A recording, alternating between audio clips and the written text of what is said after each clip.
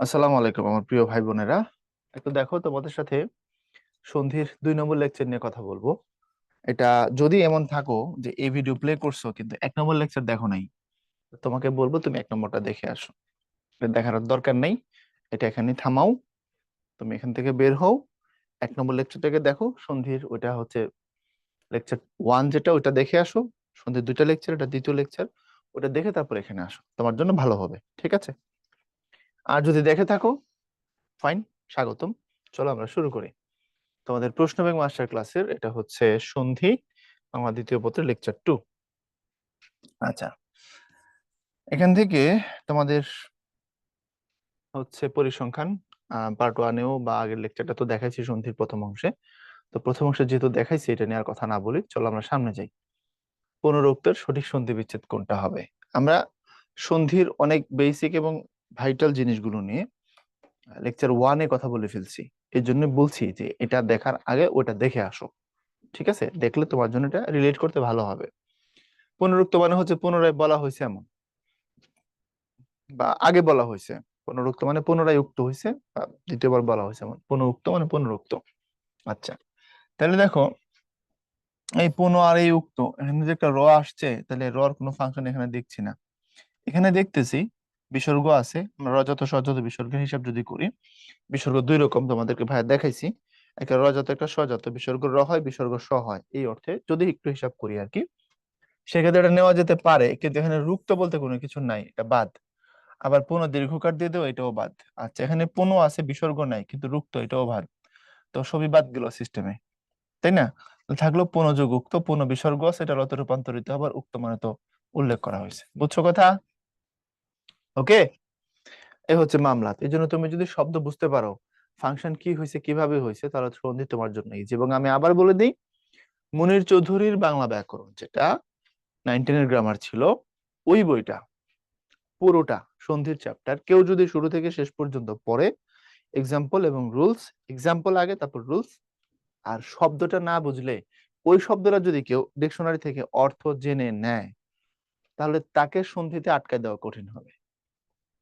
যদি ওই বইয়ের বাইরে থেকে প্রশ্ন আসে, সে ধরে ফেলতে পারবে, গ্রিপ করতে পারবে প্রশ্নটা কিভাবে হইলো। কারণ তুমি যদি অ্যাটলিস্ট বুঝতে পারো শব্দটা কিভাবে গঠিত হইলো, এটার অর্থটা কি দাঁড়ায় দুই পাশ মিলে, তাহলে তুমি সন্ধিতে মোটামুটি লেভেলের, বলতে পারো একটা লেভেল তৈরি করে ফেলাইছো, মানে ছোটখাটো জায়ান্ট হয়ে যাবে আর কি।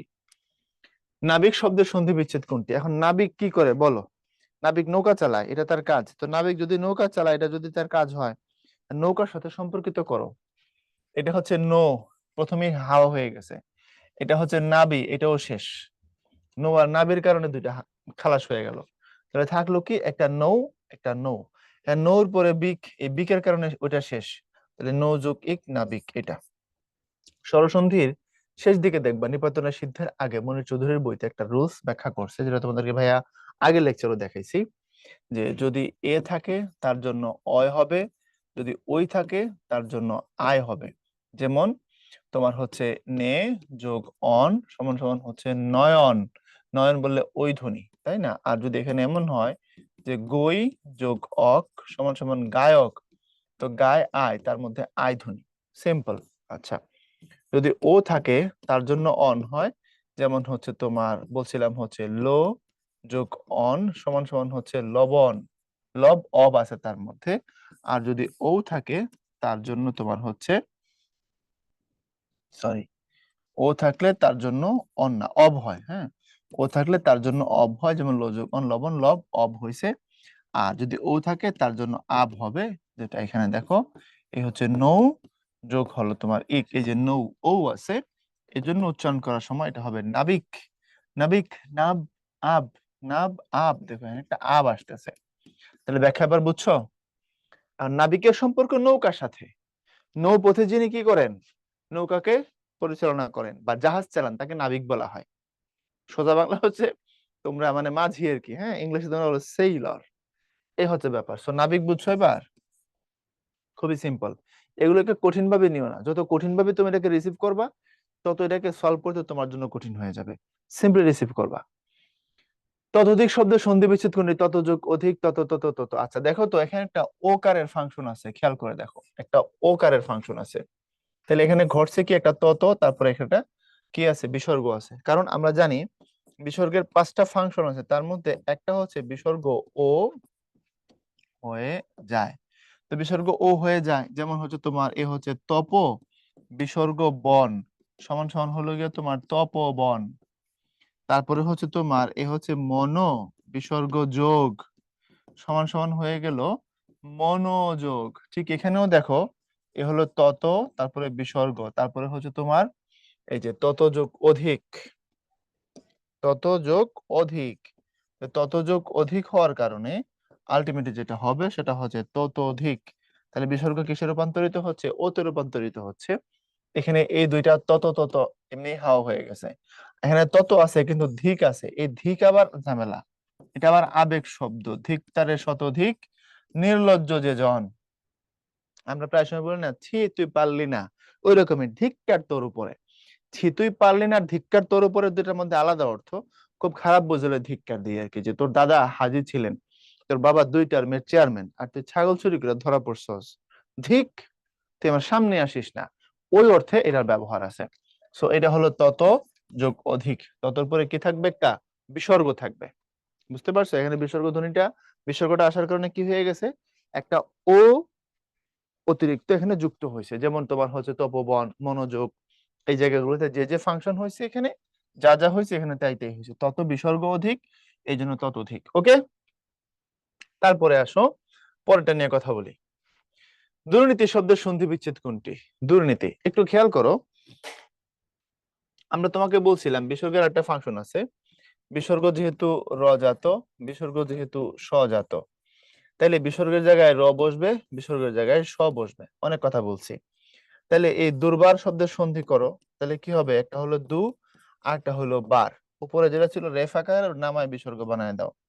তাহলে এখন দুর্নীতি শব্দ যেটা, আসো এটাকে সিস্টেমে ফালাই দিই। এই হচ্ছে দুর্নীতি, এখন করো, একটা হলো দু, আর হলো গিয়া নীতি। এখন যেটা বাকি আছে সেটা কি, সেটা র, রেফ উপরে উঠে গেছে, উঠে নিচে নামাও বিসর্গ বানায়া। তাহলে এই হলো দু আর হলো নীতিতে, দু আর নীতি কই আছে, এই জায়গায় আছে, এই হলো দুর্নীতি। ওকে, তারপর নিচের কোনটি নিপাতনের সিদ্ধ সন্ধির উদাহরণ? নিপাতনের সিদ্ধ সন্তাপ, তস্কর, সংস্কৃত ডাক্তার। তস্কর কেন, ওইটা সমযোগ তাপ সন্তাপ, ওটা বাকিগুলো, এটা নিয়ে কোনো ঝামেলা না। নিপাতনের সিদ্ধ কেন হয়েছে তস্কর, তার ব্যাখ্যাটা নাও। এটা হলো এই তৎ বিসর্গ খণ্ডত, তারপরে হলো কর। এখন তুমি জানো যে বিসর্গ কি বলে, খণ্ডত যেখানে থাকে তার পরের ব্যঞ্জন ডাবল হয়, পরের ব্যঞ্জন ডাবল হয়। তাহলে তোমার হচ্ছে উত যুগ দিন উড্ডিন, উত যুগ লিখিত উল্লিখিত, ঠিক আছে। তো তুমি ওখানে পড়ে আসছো। আচ্ছা, এখন তজ্জুক কর, তাহলে শব্দটা হবার কথা ছিল কি, হবার কথা ছিল হচ্ছে তক্কর, কারণ এখানে ক যেটা আছে এখানে একটা, এখানে হবার কথা দুইটা। কিন্তু বাস্তবে আমরা দেখি এটা এমন কিছু না হয়ে একটা তস্কর হইছে। মাঝখানে কোন জায়গায় কিভাবে কই থেকে একটা দন্ত স এন্ট্রি নিছে, বুঝছো? এটা কিন্তু আগের না যেটা করছো দুযোগ নীতি দুর্নীতি, এটা হচ্ছে বিসর্গের কারণে, আর সিস্টেম অনুযায়ী হইছে বিসর্গের র এবং স্বজাতের হিসাব। আর এটা কিন্তু বিসর্গের সিস্টেম না, এটা নিপাতনের সিদ্ধ এবং নিপাতনের সিদ্ধ ব্যঞ্জন, দুটো আলাদা জিনিস। তো নিপাতনের সিদ্ধ কেন, কারণ কোনো সিস্টেম মানে নাই এই কারণে। আর ব্যঞ্জন কেন, কারণ ব্যঞ্জনের ফাংশন আছে, এই জায়গায় খণ্ড তো আছে, ক আছে, ব্যঞ্জনের ফাংশন।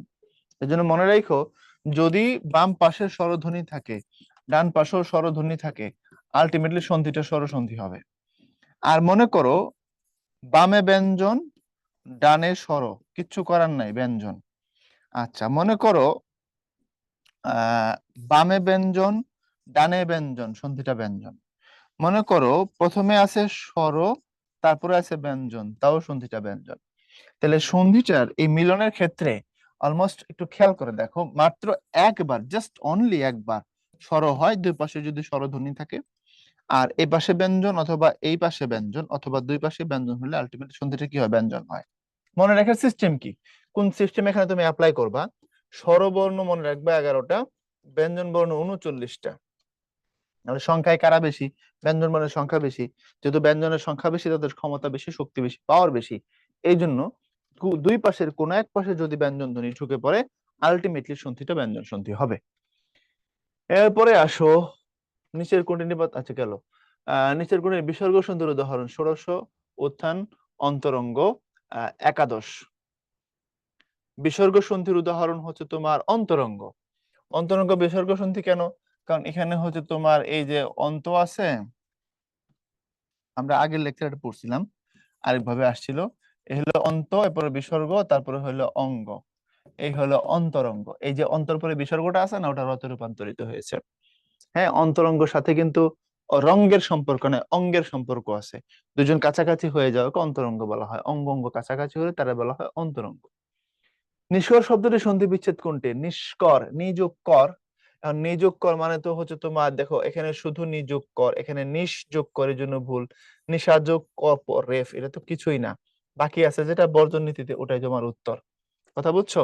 কারণ নিষ্করের মধ্যে এটা হচ্ছে সজত বিসর্গের হিসাব, তো সজতের মধ্যে বলছিলাম তালব্য স হতে পারে, মূর্ধন্য স হতে পারে, দন্ত স হতে পারে। বেশি হয় মূর্ধন্য স, তারপরে তালব্য স, তারপরে দন্ত স। সজত বিসর্গের যদি তুমি হিসাব কিতাব করো, তাহলে নিষ্কর, এই যে প্রথমে নি তারপরে কর, তো এটা সন্ধি তোমার যদি দেখো কাহিনীটা কি হয়েছে, এই যে নিষ্কর, তুমি একটা নি আলাদা করবা, এটা কর আলাদা করবা। এখন সটা বাদ পড়ছে তো, ওটাকে কি করবা, ওটাকে বিসর্গে রূপান্তর করে দিবা, মামলা ডিসমিস। মনোরম শব্দের সন্ধি বিচ্ছেদ কোনটি? মনোযোগরম, মনোযোগরম, মনোযোগরম। আচ্ছা, দেখো এখানে হচ্ছে একটা হচ্ছে মনো আছে, একটা বিসর্গ আছে, তারপরে রম আছে। তো সিস্টেম অনুযায়ী এটা হয়েছে কি, এই বিসর্গের কারণে কি হয়েছে ভাইয়া, এটা উত্তর রূপান্তরিত হয়েছে, তারপরে মনোরম হয়েছে। তাহলে যেটা দাঁড়াইলো, একটা হচ্ছে মনো, তারপরে রম। তো মনের পরে বিসর্গ যেখানে আছে সেটা উত্তর, মানে পরেরটা উত্তর। এটা মন আর রম কোনোভাবেই সম্ভব না, মন ও আর রম না, মনও বলতে কোনো কিছু নাই, মন আছে, বিসর্গ দিতে হবে, মনোযোগ অমের কোনো সুযোগ নেই, তাহলে উত্তর উপর একটা। এখন দেখো তো তোমার কনফিডেন্স কিছুটা বাড়ছে কি বাড়ে নাই? কনফিডেন্স বাড়ছে? শুনছি তুমি আগে যেমন পারতে, এখন কি তার থেকে ভালো পারো? অবশ্যই ভালো পারার কথা, রাইট? এরপরে আসো, সন্ধি শব্দটির সন্ধি বিচ্ছেদ কোনটা? সংযোগধি, এটা শুরুতে দেবে বলা আছে, সংযোগধি সন্ধি।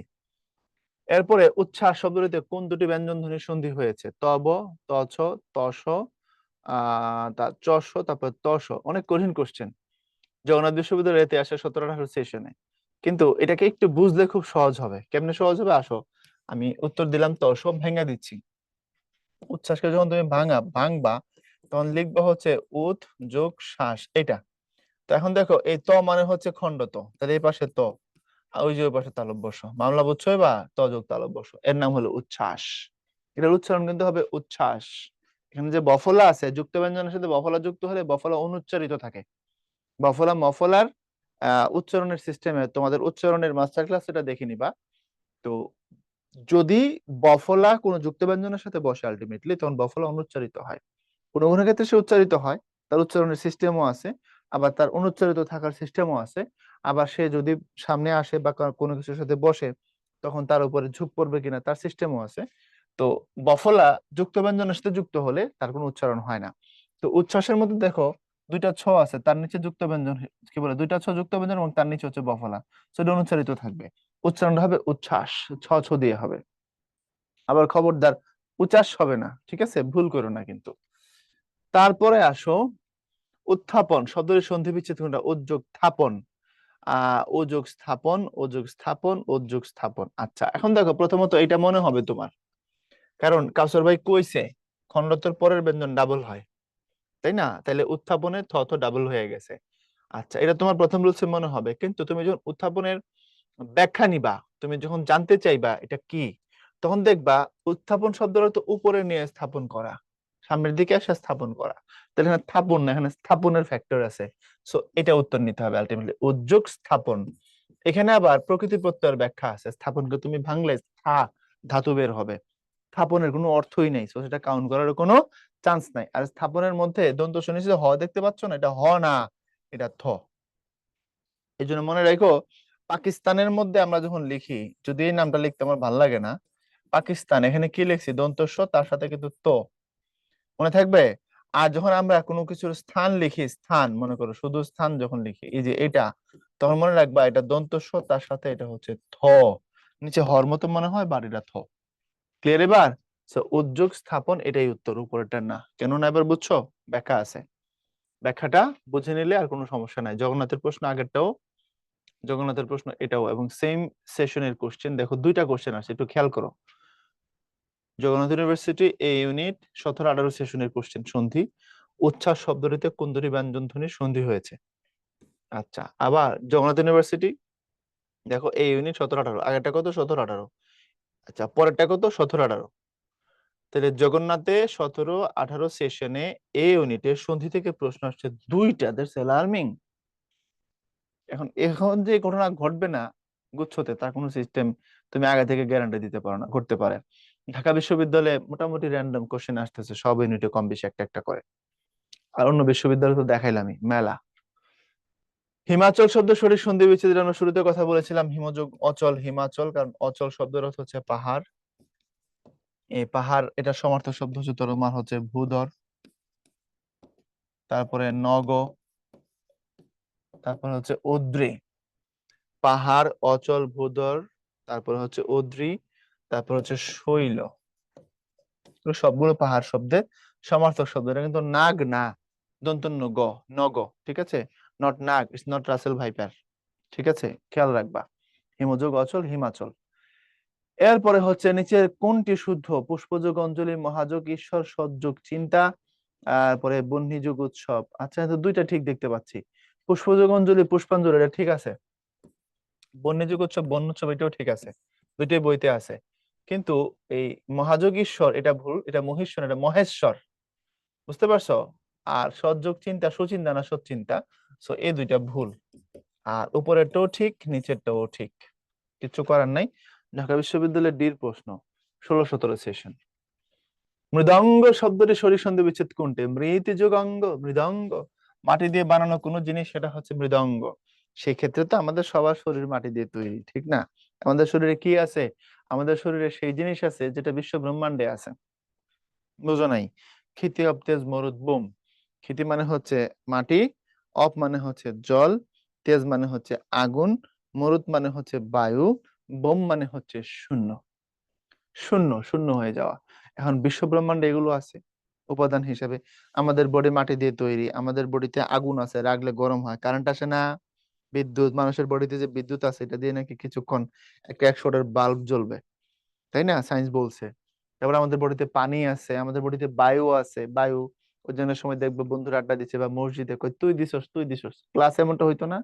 আমরা প্রাইমারিতে পড়তাম 4-5-এ, হঠাৎ করে দেখা গেছে কেউ একটা মিসাইল মারতো, তারপরে আশপাশের লোকজন একটা ধরে বানানো শুরু করতো তুই দিছস তুই দিছস। কারণ অনেকে বুঝতে পারতো যে ওরই ঝামেলা আছে। এমন ঘটনা আমরা স্কুল লাইফে বেশি বেশি ঘটাইছি। আচ্ছা, তারপরে হচ্ছে এগুলো সবার কমন মেমোরি, ঠিক না? স্কুলের ক্ষেত্রে যারা প্রাইমারিতে পড়ছো তাদের ক্ষেত্রে এটা খুব কমন হবে। তারপর একটা কি থাকে? শূন্য। ভাই আমার দিকে একটু তাকাও। আমাদের যে গলার নিচ থেকে শুরু করে কোমরের উপর পর্যন্ত, এই যে যেখানে আমি ধরে আছি কোমরটা, পেট যেটা, তার ভিতরটা ফাঁপা, শূন্য। এই শূন্যের মধ্যে আল্লাহ কি করছেন? অনেকগুলো সিস্টেম ডেভেলপ করছেন। হৃৎপিণ্ড দিছেন, তারপরে তোমার হচ্ছে ফুসফুস দিছেন, ক্ষুদ্রন্ত্র বৃহদন্ত্র গুলোকে সেট আপ দিয়ে দিচ্ছেন শূন্যের মধ্যে। তো বিশ্ব ব্রহ্মাণ্ডে এই 6 উপাদান আমাদের বডিতে আছে। বুঝছো? তো ধর্মের মূল কথাগুলো দেখবা খুব কাছাকাছি হবে, হুবহু হবে না, তবে খুব কাছাকাছি হবে।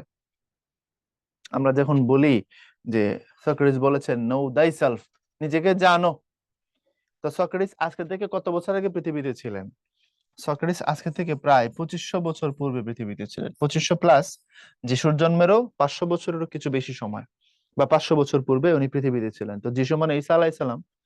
আমরা যাকে ঈসা আলাইসাল্লাম বলি, খ্রিস্টানরা তাকে যিশু বলে বা জেসাস বলে। এখন খেয়াল করো, এখন 2024 সাল, ঈসা আলাইসাল্লামের জন্মের বছর থেকে ঈসাই সাল বা খ্রিস্টীয় সাল গণনা শুরু হয়েছে। তো তার পিছনে আরো কি করো? 500 বছর যুক্ত করো। তো আজকে থেকে কম বেশি 2500 বছর, কম বেশি না, 2500 বছরের কিছু বেশি হবে। ওই সময় পূর্বে, ঈসা আলাইসাল্লামের জন্মের 500 বছর পূর্বে পৃথিবীতে সক্রেটিস ছিলেন।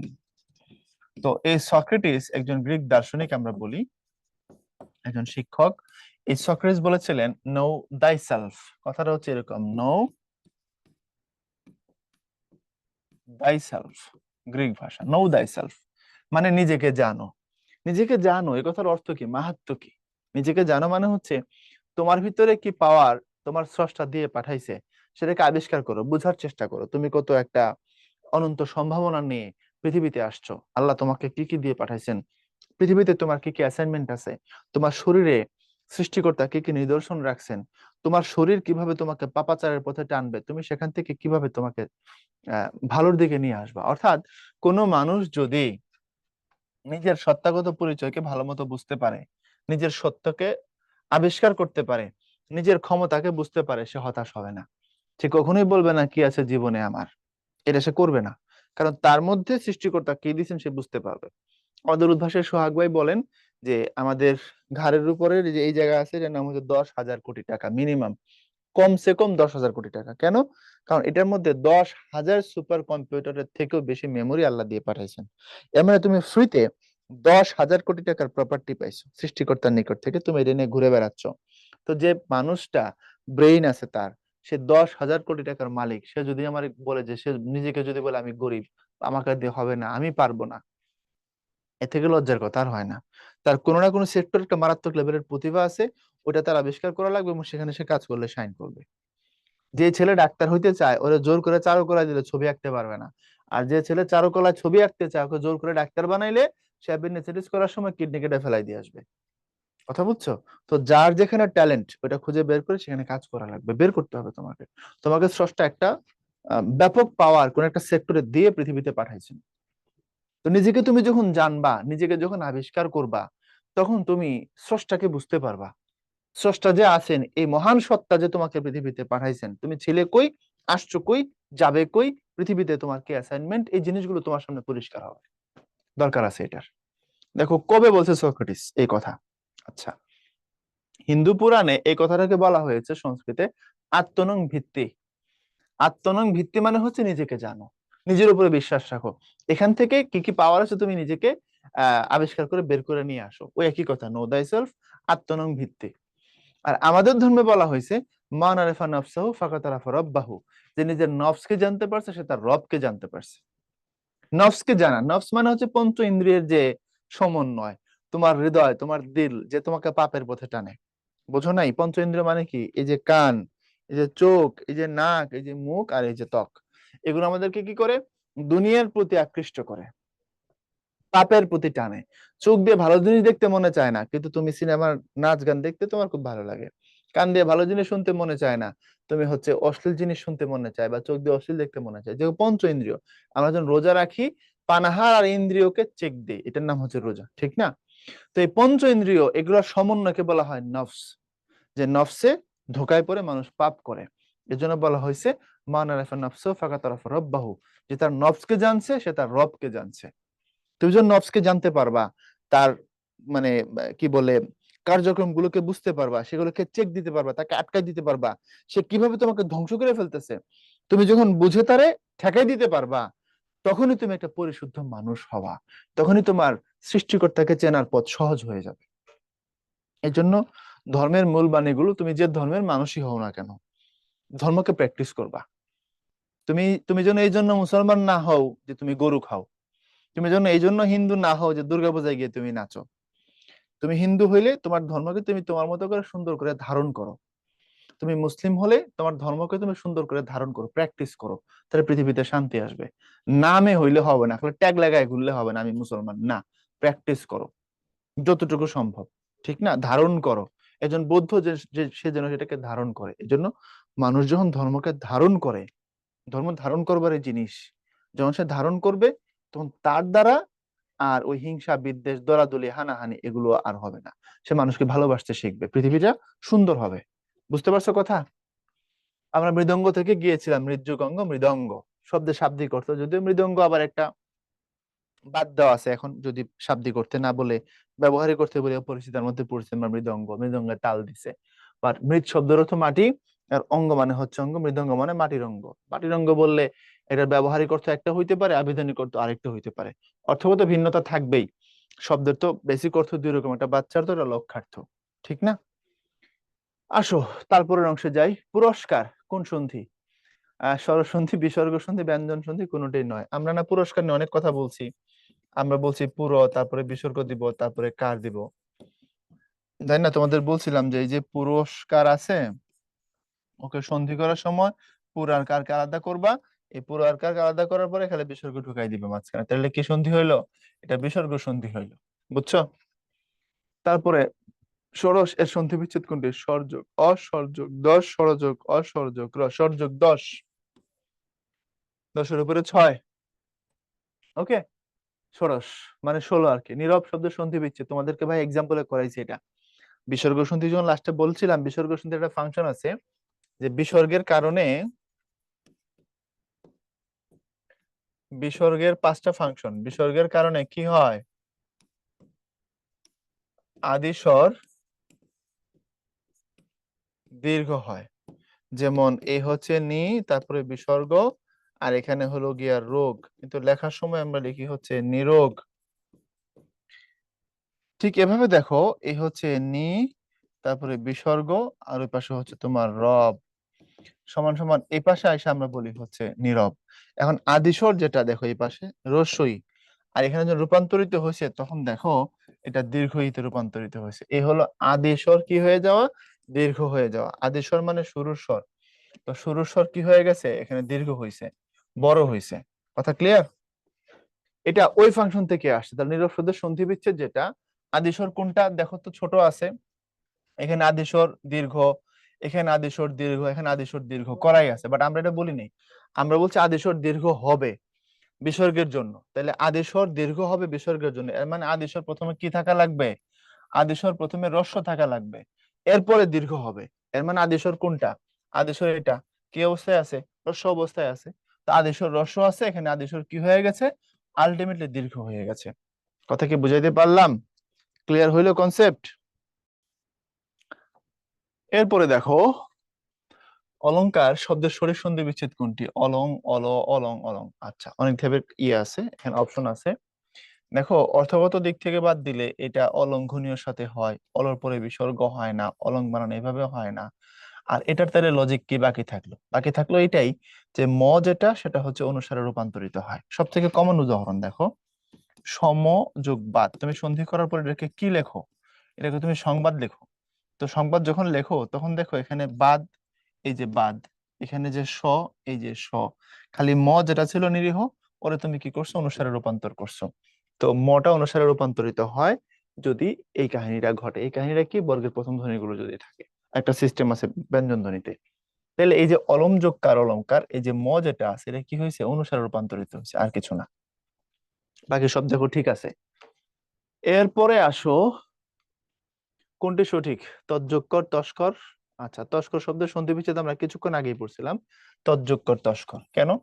এটা নিপাতনে সিদ্ধ কেন? নিপাতনে সিদ্ধ এই কারণে, খণ্ডত যদি থাকে তাহলে তার পরের ব্যঞ্জন আমরা জানি, তার পরের ব্যঞ্জন কি হয়ে যায়? দ্বিত্ব হয়, মানে ডাবল হয়। খণ্ডতর পরের ব্যঞ্জন ডাবল হয়। কিরকম সেটা? সেটা হলো উৎ যোগ লিখিত। এখন এটার সন্ধি কি হয়? সন্ধি হয় হচ্ছে উল্লিখিত। এখন উদ্যোগ লিখিতের মধ্যে দেখো, খণ্ডতর পরে লিখিত, এখানে ল আছে কয়টা? একটা।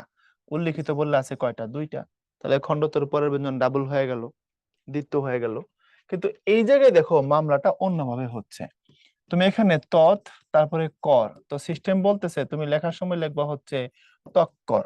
যদি খণ্ডতর পরের ব্যঞ্জন ডাবল হয়, সেক্ষেত্রে খণ্ডতর পরে এখানে ক আছে, তো করে আছে কর একবার, এখানে হয়ে যাবে দুইবার। কিন্তু যেহেতু এটা নিপাতনে সিদ্ধ, নিপাতনে সিদ্ধ, নিপাতনে সিদ্ধ হওয়ার কারণে, অর্থাৎ সিস্টেম না মেনে হয়েছে, অতিরিক্ত দন্তস্ব এখানে আসছে, তৎযোগকর তস্কর হয়েছে। সেম হিয়ার, এই যে এটা, এই বৃহৎ আর হলো গিয়া পতি। এখন ওই সিস্টেম অনুযায়ী, মানে তুমি যদি খণ্ডতর পরের ব্যঞ্জনটাকে যদি ডাবল করো আর কি, তাহলে এটা কি হবার কথা ছিল? এটা হবার কথা ছিল হচ্ছে বৃহৎপতি। কেন? কারণ এই খণ্ডত তারপরে একবার, এখানে হবার কথা হলো দুইবার, কিন্তু না হয়ে এটা হয় কি? এটা হয় হলো বৃহস্পতি। কোথা থেকে? একটা দন্ত সেখানে এসে এন্ট্রি করে, এই জন্য এটা সিস্টেম না মেনে হয়। আর সিস্টেম না মেনে হলে তাকে আমরা নিপাতনে সিদ্ধ বলি। কথা বোঝা গেছে? নিপাতনে সিদ্ধটা স্বরের বেলায়ও হইতে পারে, নিপাতনে সিদ্ধটা ব্যঞ্জনের বেলায়ও হইতে পারে। যদি স্বরের ফাংশন হয় তখন তাকে আমরা নিপাতনে সিদ্ধ স্বর বলি, আর যদি ব্যঞ্জনের ফাংশন হয় তখন তাকে আমরা নিপাতনে সিদ্ধ ব্যঞ্জন বলি। এটাই, আর কিছু না। এটা নিপাতনে সিদ্ধ ব্যঞ্জন, কারণ এই পাশে দেখো খণ্ডত, মানে এখানে নীলিন অ আসবে না, এখানে ব্যঞ্জনের ক আছে, সুতরাং নিপাতনে সিদ্ধ ব্যঞ্জন। এরপরে কোনটি সঠিক? আশ্চর্য। প্রথমটাই সঠিক। বিসর্গ সন্ধি আযোগচর্য আশ্চর্য, বিসর্গটা শতে রূপান্তরিত হয়েছে। এরপরে কোন সন্ধি বিচ্ছেদটি সঠিক? পযোগিত্র, পবিত্র, পূর্যোগকার, পুরস্কার, তপযোগবন, তপবন, পরিযোগ ছন্ন, পরিচ্ছন্ন। একটু দেখো, পরিযোগ, এখানে আবার এই ছন্ন বলতে ডিকশনারিতে কোনো শব্দই নেই, এটা ভুল, এটা এখানেই শেষ। তপযোগ বন তপবন আমরা জানি একটা সিস্টেম আছে, এই যে গ যদি ব্যাখ্যা করি, আমরা একটা সিস্টেম জানি যে বিসর্গ কি হয়, বিসর্গ ও হয়ে যায়। ওখানে তুমি পড়ছো কিছুক্ষণ আগে ভাইয়া দেখাইছি, এই যে তপবন এটার সন্ধি যেটা সেটা হচ্ছে তপ, তারপরে বিসর্গ, তারপরে হচ্ছে বন। অথবা এই যে মনোযোগ, এটা কি, এটা হচ্ছে মন, তারপরে বিসর্গ, তারপরে হচ্ছে যোগ। এই যে মনের পরে বিসর্গ ছিল সেটা উত্তে রূপান্তরিত হয়েছে, তপের পরে বিসর্গ ছিল সেটা উত্তে রূপান্তরিত হয়েছে। তাহলে এখানে তপবন শব্দটা ঠিক লেখা, কিন্তু বিসর্গর যে ফাংশন দেখাইছে এই জায়গায় ভাঙছে সন্ধিটা, এখানে বিসর্গটা নাই, তাহলে এটা ভুল। আর পবিত্র যেটা, এটা এই উদাহরণটা মনে হয় এই রুলটা তোমাকে কিছুক্ষণ আগে সহ, আগের লেকচার সহ মোটামুটি 3-4 বার দেখাই ফেলছি। সেটা কি, সেটা হচ্ছে যদি তোমার হচ্ছে ও থাকে তার জন্য অব হয়, তাহলে এই হচ্ছে প যোগ ইত্র সমান সমান হলো গিয়া পবিত্র। তো তাকাও, এই যে যদি ও থাকে তার জন্য অব হয়, তাহলে এই যে ও আছে, এই যে ইত্র পবিত্র পব অব হইছে, এর মানে এটাও ভুল। বাকি থাকলো কি পুরস্কার, তো দেখা যাচ্ছে পুরস্কার ঠিক, বিসর্গটা এখানে সজাত বিসর্গ এবং তার জন্য দন্ত শব্দে রূপান্তরিত হয়েছে, ভাঙা দেখাইছে অনেকবার, রাইট? তাহলে দেখো তুমি বেসিক কিছু জিনিস শিখে ফেলার পরে এবং কিছু কঠিন জায়গা যদি দেখে ফেলো যেখান থেকে বেশি বেশি প্রশ্ন হয়, এরপরে দেখবা তুমি যত প্র্যাকটিস বাড়াবা সামনের দিকে যাবা, ম্যাক্সিমাম জিনিস তোমার বারবার আসবে, ঘুরে ফিরে আসবে। এই জন্য আমার একটা গবেষণালব্ধ বড় ধরনের একটা বাণী আছে, সেটা হচ্ছে এই, মনে রাখো, যা আসে তা আসে, যা আসে না তা আসে না। বুঝছো? যা আসবে সেগুলো দেখবা ঘুরে ফিরে বিভিন্ন রঙে ঢঙে আসবে। কিছু জায়গা আছে টিচারদের খুব পছন্দের, ওখান থেকে বারবার বিভিন্ন রঙে প্রশ্ন করবে। আর কিছু জায়গা আছে নর্মালি সেখান থেকে প্রশ্ন হয় না। তাহলে তোমাকে যে ভাই শুরুতে দেখাইছিলাম যে প্রশ্ন যখন হয়, কোথা থেকে হয়, নিপাতনের সিদ্ধ থেকে হয়, বিসর্গ থেকে হয়, আর স্বরব্যঞ্জনের কঠিন জায়গাগুলো থেকে হয়। দেখো আমার এই 3টা জায়গার বাইরে এখন পর্যন্ত একটা কোশ্চেন তুমি দেখছো, ঘুরে ফিরে এগুলোই আসতেছে। তাহলে এই জায়গাগুলোকে বেশি বেশি জোর দিতে হবে। গবাদি শব্দের সন্ধি বিচ্ছেদ কোনটি? গোযোগ আদি সব বইতে আছে এবং ব্যাখ্যা দিয়ে দিছি। পশুযোগ অধম, পশ্যদম, পশ্চাদম, পশ্চাদম, পশ্যধ্যম। আচ্ছা, এটা এবং এটা তুমি পাইবা বিভিন্ন জায়গায়। পশুযোগ অধম, এটা কি পশ্চাদম হবে না পশ্যদম হবে? সন্ধির নিয়ম অনুযায়ী এটা হবে হলো পশ্যদম। কথা বুঝছো? So এটা থাকবে অনেক জায়গায়, এটাকে উত্তর নেওয়া যাবে না। এরপরে সন্ধির প্রধান সুবিধা কি? উচ্চারণের সুবিধা। এটা ক্লাস 6 এর কোশ্চেন, রাজশাহী বিশ্ববিদ্যালয়ের এতে আসছে 15-16 সেশনে। সংসার শব্দের সন্ধি বিচ্ছেদ কোনটি? যে সিস্টেমে তুমি সংবাদের সন্ধি বিচ্ছেদ করছো সমযোগবাদ, এখানে সেই সেই একই সিস্টেমে এখানে অ্যাপ্লাই করবা। তাহলে এখানে সমযোগ সার আছে, এখানে সংযোগ সার আছে। এই জায়গায় আছে সাং, ওইটা সংসার হলে এটা সাং হয় কেমনে? এটা ভুল। এখানে হচ্ছে সমযোগ সার। এখন ওই সম না এই সম, এই সং না এই সং, নিবা কোনটা? তুমি যখন লিখছিলা এ হচ্ছে সমযোগবাদ সংবাদ যে সিস্টেমে নিছিলা, তাহলে এখানে দেখো হসন্ত নাই, এখানে হসন্ত আছে। তো বেস্ট অপশন কোনটা? বেস্ট অপশন হচ্ছে যেটার সাথে হসন্ত আছে সেটা, কারণ উচ্চারণটা ব্লকেট দেওয়া আছে, অধ্বনি আসবে না। অধ্বনি আসবে না কখন? যখন হসন্ত দেওয়া থাকবে, ঠিক তো? তাহলে আমরা নিব সংযোগ সার, অর্থাৎ এখানে কি থাকবে না, তোমার হচ্ছে এই, যেটা থাকে সেটা অনুসারে রূপান্তরিত হয় এবং সেখানে একটা হসন্ত থাকবে। বিচ্ছিন্ন এর সন্ধি বিচ্ছেদ কোনটা? বিচ যোগ ছিন্ন, বিচ যোগ ছিন্ন, বি যোগ ছিন্ন, বিত যোগ ছিন। প্রথমত এটা ছিন হওয়ার কারণে এটা বাদ, এটা বাদ দিয়ে দিলাম। এরপরে এখানে বি যোগ ছিন্ন আর এখানে বিচ যোগ ছিন্ন, বিচ হওয়ার কারণে এটাও বাদ। তাহলে এখন থাকলো হলো বিত যোগ ছিন্ন, একটা থাকলো বি যোগ ছিন্ন। এখন উত্তর যখন নিব আমরা কোনটাকে নিব? উত্তর নেওয়ার ক্ষেত্রে আমরা এখানে কোনটাকে কাউন্ট করব? আমরা কিছুক্ষণ আগেই পড়ছি যে যখন খণ্ডত থাকবে তার পরের ব্যঞ্জন, আবার মনে করায় দেয়, তার পরের ব্যঞ্জন কি হবে? দ্বিত্ব হবে। তাহলে বিত যুগ ছিন্ন, বিচ্ছিন্ন, খণ্ডতের পরে ডাবল হয়েছে। তপবন শব্দের সন্ধি বিচ্ছেদ কোনটা? তপবন শব্দের সন্ধি বিচ্ছেদ তপ বিসর্গ বন। তপ কই আছে? এই যে তপ, তারপর বিসর্গ, তারপরে বন, এখানে বিসর্গ ওতে রূপান্তরিত হয়েছে, বাকিগুলো হচ্ছে না। দেখা যায় এটা উবন, এটা এমনিই ভুল। এখানে তপ্পে, এটা এমনিই ভুল। এখানে তপ দিয়ে আবার বিসর্গ দিছে, ডাবল ভুল। ক্লিয়ার? জগৎ জ্যোতি, জগৎ যোগ জ্যোতি। তো জগৎ একটু খেয়াল করো, এখানে আছে খণ্ডত দিয়ে, এখানে আছে তো দিয়ে। এখানে জগৎ আছে, জ্যোতি বানান ভুল। এখানে জগৎ দ দিয়ে রাখছে, জ্যোতি বানান ঠিক। এখানেও জ্যোতি ঠিক, এখানেও জ্যোতি ঠিক। এখন জগৎ বানানের ক্ষেত্রে সবচেয়ে ভালো বানান যেটা, খণ্ডত দিয়ে না ত দিয়ে, খণ্ডতি দিয়ে, এটা বেশি সঠিক। এবং খণ্ডতের পরের ব্যঞ্জন ডাবল হয়েছে, জগৎজ্যোতি হয়েছে। দেখো এরপরে কোনটি ব্যঞ্জন সন্ধির উদাহরণ নয়? সিচযুক্ত, সিক্ত, মতযুগৈক্য, মতৈক্য, নিযোগ রব নীরব, শ্রীযুক্ত সৃষ্ট। নিযোগ রব নীরব এটা বিসর্গ সন্ধির উদাহরণ, বিসর্গ সন্ধির উদাহরণ। কারণ এখানে আমরা কি দেখলাম, এখানে দেখলাম বিসর্গের কারণে কি হয়েছে ভাইয়া, আদি স্বরটা দীর্ঘ হয়েছে। ওই যে নিরোগ যে সিস্টেমে হয়েছে, নীরব যে সিস্টেমে হয়েছে, এটাও ঠিক সেটাই। এরপরে দেখো দুরূহ শব্দের সন্ধি বিচ্ছেদ কোনটা? দুযুগ উহ, দুযুগ রুহ, দুর্যুগ উহ, দুর্যুগ হ, দুযুগ উহ। কারণ এখানে বিসর্গটা কি হয়েছে, রতে রূপান্তরিত হয়েছে। সিম্পল। নিচের কোন স্বরসন্ধি অশুদ্ধ? পূর্ণেন্দু, তথৈব, অন্বেষণ, প্রত্যাগমন, কটূক্তি। পূর্ণযোগ ইন্দু কিছুক্ষণ আগে আমি আলোচনা করছি, ঠিক আছে, বানান টানান দুই পাশে। তথাযোগের তথৈব এটাও ঠিক। অনুযোগ এষণ, অন্বেষণ এটাও তো ঠিক। প্রতিযোগ আগমন, প্রত্যাগমন এটাও ঠিক। করযোগ উক্তি, কটূক্তি এটা সমস্যা আছে। কারণ কি দেখো, এখানে কটু, এখানে রস্যুকার, এখানে রস্যু, দুইটা রস্যু মিললে একটা দীর্ঘ হবার কথা। তাহলে কটুক্তিতে এখানে রস্যুকার দেওয়া, বানানটা হবার কথা হচ্ছে কটুক্তি, দীর্ঘকার দিয়ে হবার কথা এরকম কটুক্তি। সেটা ভুল, আমরা এটাই নিব। তোমাকে এটা জিজ্ঞেস করছে অশুদ্ধ কোনটা। এটা ঢাকা বিশ্ববিদ্যালয়ের সি এর প্রশ্ন, 14-15 সেশনের। গবেষণা এই শব্দের সন্ধি বিচ্ছেদ কোনটি? গব যোগ এসো না, গৌ যোগ এসো না, গব যোগ এখন না, গো যোগ এসো না, গো যোগ এসো না। কারণ ও থাকলে তার জন্য অব হয়, অনেকবার পড়ছি। তাহলে ওই যে বললাম 3টা পয়েন্ট, নিপাতনের সিদ্ধ, বিসর্গ আর স্বরব্যঞ্জনের কঠিন জায়গাগুলো দেখো। এই যে স্বরব্যঞ্জনের কঠিন জায়গা থেকে আসতেছে, নিপাতনের সিদ্ধ আসতেছে, আর বিসর্গ আসতেছে। স্বরব্যঞ্জনের সব রুল থেকে প্রশ্ন আসতেছে না, খুব কম।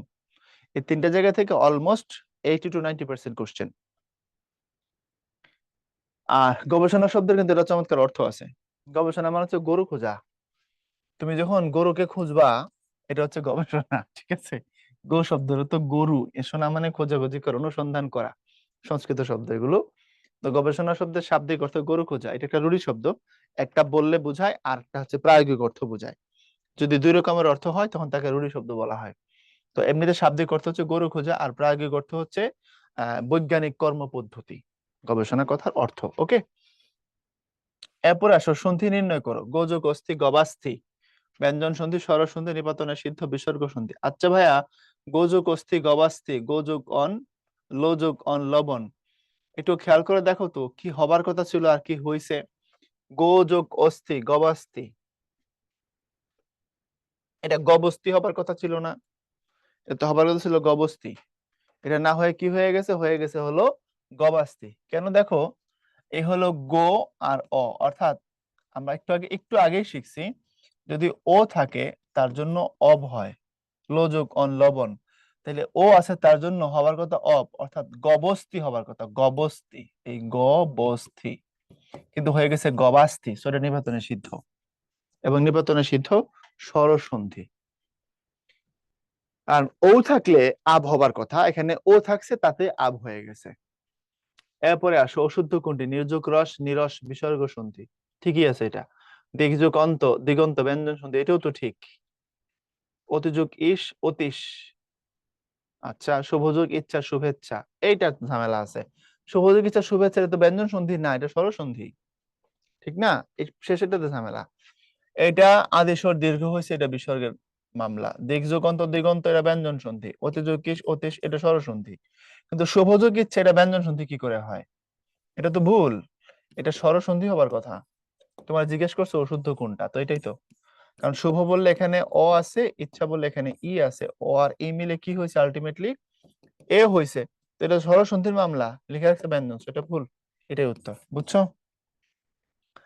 আচ্ছা, কোনটি নিরাময় শব্দের সন্ধি বিচ্ছেদ? নিরাযোগময়, নির্যোগময়, নিযোগ আময়, নির্যোগ আময়।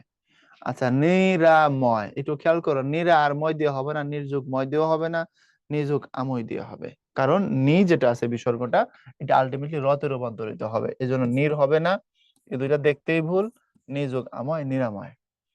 জাহাঙ্গীরনগরের প্রশ্ন, জাহাঙ্গীরনগরের সেকেন্ড পেপারটা খুব মারাত্মক লেভেলে দেখতেছি না, মোটামুটি মানা যায়। কিন্তু ফার্স্ট পেপারে যখন প্রশ্ন করে, নিচের কোন গ্রন্থগুচ্ছ রবীন্দ্রনাথ ঠাকুরের রচিত, বা নিচের কোন গ্রন্থগুলো কাজী নজরুল ইসলামের রচিত, এবং সেখানে প্রতি একটা অপশনে যখন মিনিমাম 4টা বা 5টা বইয়ের নাম দিয়ে দেয়, তখন একটা বড় ধরনের নির্দয় আচরণ হয়। বাট সেকেন্ড পেপারে মোটামুটি একটা সামাজিক প্রশ্ন আমরা দেখছি। গ্রন্থাগার শব্দটি গ্রন্থ যোগ আগার, এটাকে সন্ধি করলে হবে গ্রন্থ, আর তার সাথে হবে আগার, গ্রন্থাগার। তাহলে গ্রন্থ বললে এখানে অ, আগার বললে আ, তো ও আর আ মিললে আলটিমেটলি কি হয়? আতে রূপান্তর হয়। এটা সরস সন্ধি। নিপাতনের সিদ্ধটি তো কোনো কিছু সিস্টেম নাই, একদম পিওর সন্ধি, ভালো সন্ধি। হ্যাঁ, বুঝতে পারছো? এটা হচ্ছে নিষ্পাপ শব্দটা, তার কোনো ঝামেলা নাই। সন্ধিগঠিত শুদ্ধ শব্দ অতিযোগ অধিক, অত্যাধিক, অষ্টযোগ বিংশ, অষ্টবিংশ, শরৎ যোগ চন্দ্র, শরৎচন্দ্র, পর যোগ পর, পর পর। সন্ধিগঠিত শুদ্ধ শরৎ যোগ চন্দ্র, শরৎচন্দ্র, এটা কারণ খনত পরে দেখো ব্যঞ্জন ডাবল হয়েছে। শব্দটা ঠিক, কিন্তু আমাদের শরৎ বাবু এটা মানেন নাই। কেন মানেন নাই সে ব্যাখ্যা তোমাদের দিয়েছিলাম। কেন মানেন নাই? কারণ প্রপার নাউন আমি আমার নামের বানান যেমনি খুশি লিখতে পারবো। নিরাকার, নিযোগ আকার, নির পরে বিসর্গ থাকবে, এটাই মামলা। একই কথা বারবার আসতেছে, নিযোগ আকার নিরাকার। দেখো বিসর্গের কি পছন্দ, বিসর্গের উপরে আর নিপাতনের সিদ্ধের উপরে কি খাবারা খেপছে টিচাররা, বুঝছো? নিচের অশুদ্ধ সন্ধি বিচ্ছেদ করলে সুযোগ অল্প স্বল্প, এটা ঠিক। অনুযোগ আসন অন্বেষণ, এটাও ঠিক। তারপরে হচ্ছে তোমার আদ্য যুগন্ত আদ্যন্ত। আচ্ছা একটু খেয়াল করো, ভৌযুক উক ভাবুক, ভাব আব, এটা তো ঠিক আছে। আদ্য যুগন্ত আদ্যন্ত নাকি আদি যুগন্ত আদ্যন্ত? খেয়াল করো তো। সুযোগ অল্প স্বল্প, এটা তো ঠিকই আছে। অনুযোগ আসন অন্বেষণ, এটাও ঠিক। ভৌযোগ উক ভাবুক, এটাও ঠিক। এই আদ্যন্তটার মধ্যে ভুল আছে, আদ্য যুগন্ত না, এটা হচ্ছে আদি যুগন্ত আদ্যন্ত। সন্ধি শব্দটি গঠিত হয়েছে কোন প্রক্রিয়া? সন্ধির প্রক্রিয়া হয়েছে সংযুক্তি সন্ধি। কোন শব্দটি সন্ধি জাত? সন্ধি জাত মানে সন্ধির ঘর থেকে আসছে বলা যাবে। শীতল, অধিকার, তোমার, সংখ্যার, সংখ্যা। এখানে মানে সন্ধি করা যাবে কোনটাকে? এ হচ্ছে সম যোগ খা, সংখ্যা। বুঝছো? এখন সমযোগ খা যদি সংখ্যা হয়, আর বাকিগুলো কেন ভুল? দেখো শীতলের মধ্যে এই শীত নাম মানে প্রাতিপদিক, আর তার সাথে ল প্রত্যয়। অধিকার, এই যে অধি, এটা হচ্ছে উপসর্গ, আর ওই পাশে ছিল কার। আজ এই পাশে এটা হচ্ছে তুমি, তার সাথে র সমান সমান হয়েছে তোমার, এটা হচ্ছে প্রত্যয়জাত। তো উপরেরটাও প্রত্যয়, এটা উপসর্গ, এটাও প্রত্যয়, বা সরি তোমারের রটা প্রত্যয়, সরি সরি সরি বিভক্তি। তাহলে তোমার এটা বিভক্তি, র বিভক্তি। আচ্ছা, অধিকার এটা হচ্ছে উপসর্গ থেকে হয়েছে। শীতল যেটা, এটা প্রকৃতি প্রত্যয় থেকে হয়েছে। তাহলে যেটা বাকি থাকলো ওইটা তুমি বুঝলো ওইটাই উত্তর, না বুঝলো এটাই উত্তর। বুঝছো নাই? এটার নাম বর্জন নীতির পাওয়ার। যদি বর্জন নীতি একবার বুঝে ফেলো যে এটা দিয়ে কি কি করা যায়, তাহলে তোমার আটকানো মুশকিল আছে। বুঝতে পারছো? বর্জন নীতি দিয়ে যদি তুমি বুঝতে পারো, এটা তখন করতে পারবা কখন? যখন তুমি একটু বেশি জানবা। অপশন চারটা, তুমি প্রথমে দুটা বাদ দিয়ে দিছো, এটা হবে না, এটাও হবে না। কেন হবে না সে ব্যাখ্যা তোমার কাছে আছে, সেই জন্য তুমি বাদ দিছো। এখন বাকি থাকে দুইটা। ধরো তুমি সঠিক উত্তর খুঁজে পাচ্ছ না, বাট অলরেডি তুমি 50-50 চান্সে চলে আসছো, ঠিক না? সেখান থেকে যদি আর একটাকে কোনোভাবে বাদ দিতে পারো, এটা কেন লজিক মানে মিলছে না, বা এই জায়গার মধ্যে ঝামেলা আছে, এটা লেজিট অ্যান্সার হবে না যদি বুঝতে পারো। তাহলে পরেরটা যেটা বাকি থাকে, এটা তুমি বুঝলো ওইটাই উত্তর, না বুঝলো ওইটাই উত্তর। বুঝাতে পারলাম? সো প্যারা নাই, চিল। বিসর্গ সন্ধির উদাহরণ কোনটি? ইতোমধ্যে নীরব শ্রেয়লা বিম্বষ্ট, নিযোগ রব নীরব, বারবার হচ্ছে এই কথা। দেখো নি যোগ রব, বিসর্গের কারণে আদিস্বর দীর্ঘ হচ্ছে। শান্ত শব্দের সঠিক সন্ধি বিচ্ছেদ কোনটি? শাম শাম শাম, শান দিয়ে শান্তের সাথে কোনো সম্পর্ক নাই। প্রকৃতপত্রের মামলা আছে শামযুক্ত শান্ত। তাহলে আমি আবার মনে করাই দিচ্ছি, বেশি বেশি পড়বা নিপাতনে সিদ্ধ। এটা দুই রকমের আছে, নিপাতনে সিদ্ধ স্বর, নিপাতনে সিদ্ধ ব্যঞ্জন। তারপরে পড়বা বিসর্গ সন্ধি, জান প্রাণ দিয়ে পড়বা। আর তারপরে পড়বা স্বর প্লাস ব্যঞ্জন, এগুলোর এই অংশের যেগুলো একটু কঠিন পার্ট, দেখো কঠিন পার্ট থেকে এগুলোর প্রশ্নগুলো আসতেছে, যেগুলো নিপাতনে সিদ্ধ হচ্ছে না বা বিসর্গ হচ্ছে না, এর বাইরে যে প্রশ্নগুলো আসতেছে, হয় স্বর বা ব্যঞ্জন, তার কঠিন পার্ট থেকে আসতেছে। সহজ জায়গা থেকে খুব একটা আসতেছে না, কম কম।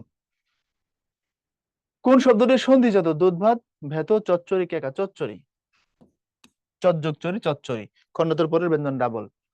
এরপরে হচ্ছে ভুল সন্ধি বিচ্ছেদ। ইতযোগ পূর্বে, ইত পূর্বে, উদ্যোগ হত, উদ্ধত, চমক যোগ ইত, চমৎকৃত, চমকিত, গঞ্যোগ এই তো ঝামেলা। গঞ্যোগ অ হয় কিভাবে? গঞ্যোগ জ হবে, এখানে অ আর এখানে জ ফলা, এটাকে ভুল বুঝাইলে আমরা বুঝবো নাকি?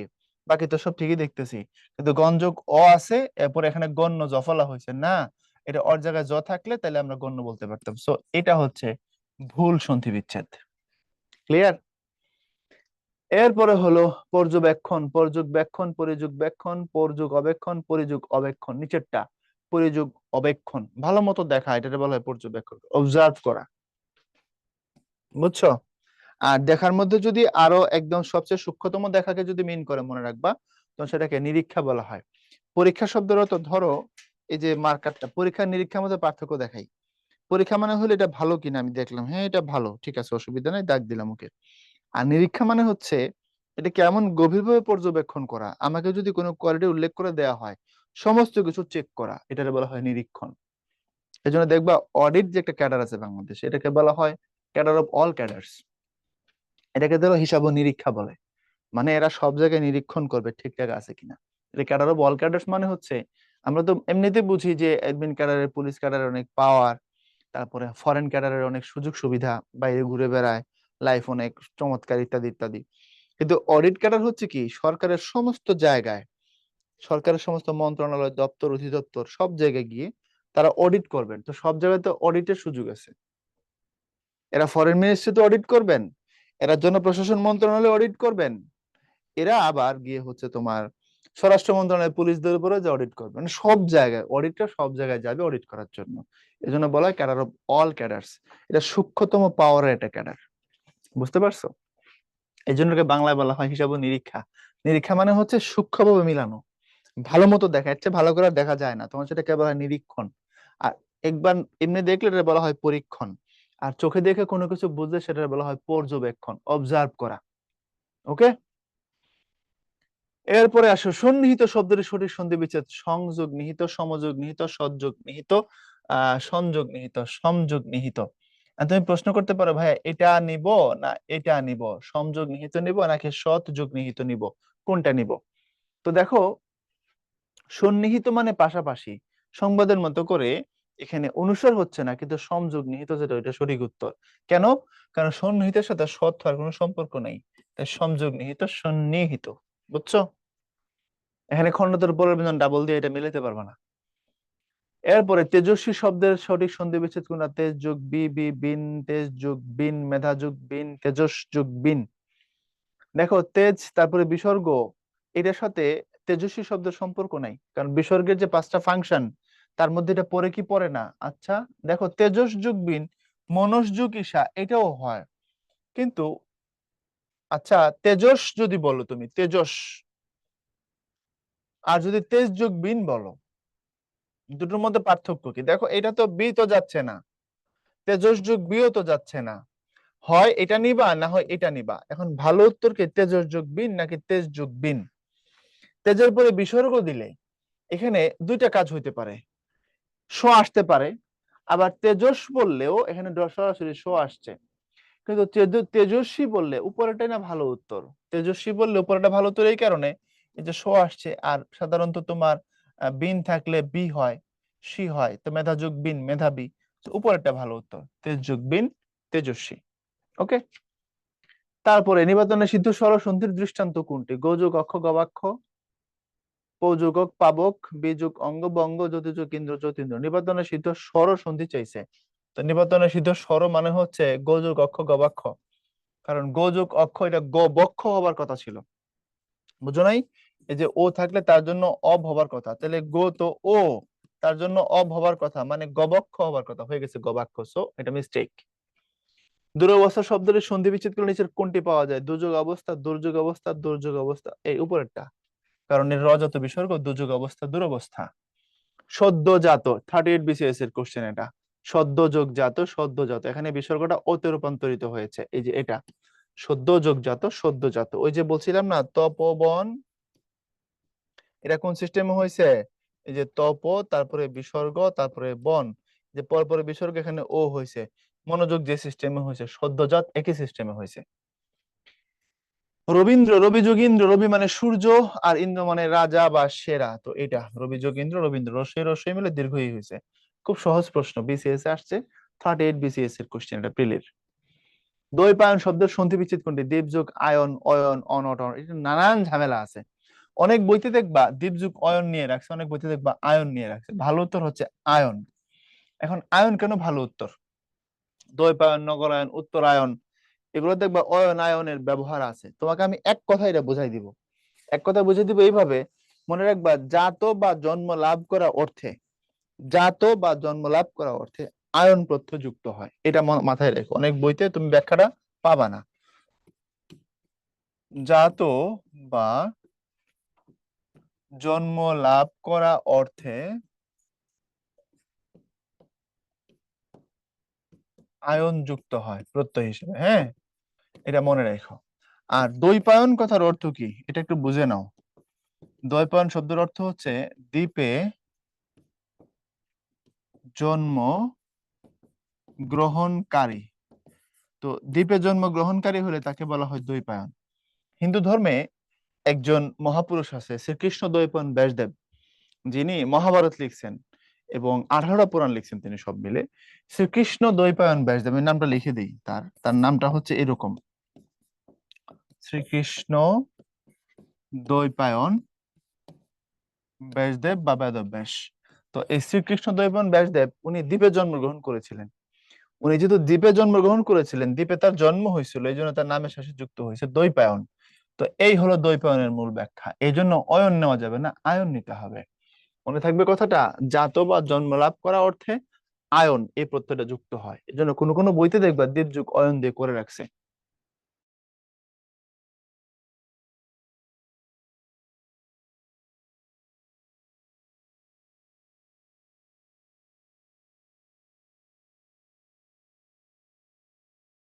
তোমাদের সাথে যতটুকু সময় কাটালাম সব মিলে তোমাদের যথেষ্ট আত্মবিশ্বাস তৈরি করে দিতে পারছি। এখন পড়াশোনা করলে দেখবা তুমি চমৎকার ভাবে ডেভেলপ করবা। ভালো থাকবা। পরের লেকচারে আবার কথা হবে। আল্লাহ হাফেজ।